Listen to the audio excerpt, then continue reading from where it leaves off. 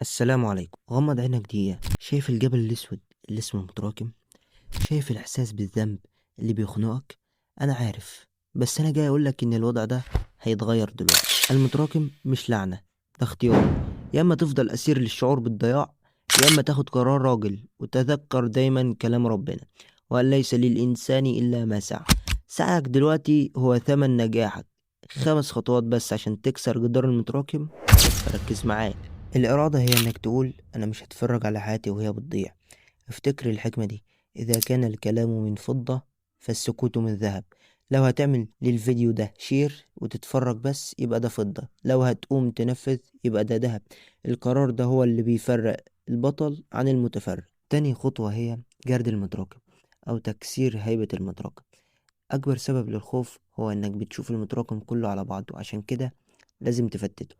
زمان لما كنا بنكتب قصة حياتنا كنا فاكرين إننا لازم نكتب بأقلام غالية، لكن الحقيقة إن أهم أداة هي القلم الرصاص. ليه؟ لأنه بيتمسح. النجاح مش في إنك متغلطش، النجاح في إنك تعرف تمسح الغلط وتكمل. المتراكم ده هو الغلط اللي لازم تمسحه، وما تخافش من حجم الورقة. القلم الرصاص الصغير ده هو اللي هيكتب النجاح في الآخر. هات ورقة بيضة وقلم وقسم المواد. المادة تبقى فصول، الفصل يبقى دروس، الدرس يبقى صفحتين حل أسئلة. كلام المرء ميزان عقله. تنظيمك ده هو اللي بيوزن عقلك. 3 خطوات: التنفيذ أو خطة الضربات الصغيرة.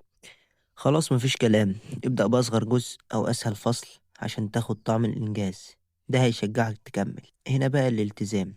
مفيش كلام ما بيتحققش. متوعدش نفسك ب8 ساعات مذاكرة، وابدأ ب4 ساعات بس مركزة. الالتزام أحسن من الحماس الكاذب. خلي قولك يتبعه فعلك.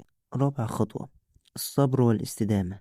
إنك مش بتجري سباق 100 متر، انت في ماراثون. مفيش حد بيذاكر 10 ساعات في أول يوم. شجرة الخيرزانة بياخدوا 5 سنين عشان ينمو.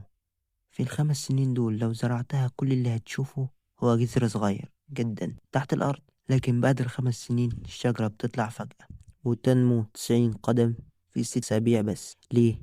لأنها كانت بتجهز الجذر في ال5 سنين الأولى. مذاكرتك النهاردة هي الجذر بتاع بكرة. ياك تيأس وتقول مفيش فايدة. يلا بطل، المتراكم ده لعبة وانت اللي بتحدد قاعدة. استعن بالله وابدأ بأول ضربة فأس دلوقتي. وريني الهمة. سيب لي في الكومنت ايه أول مادة هتبدأ بيها حالا. النجاح بتاعك والسعي بتاعك. انطلق.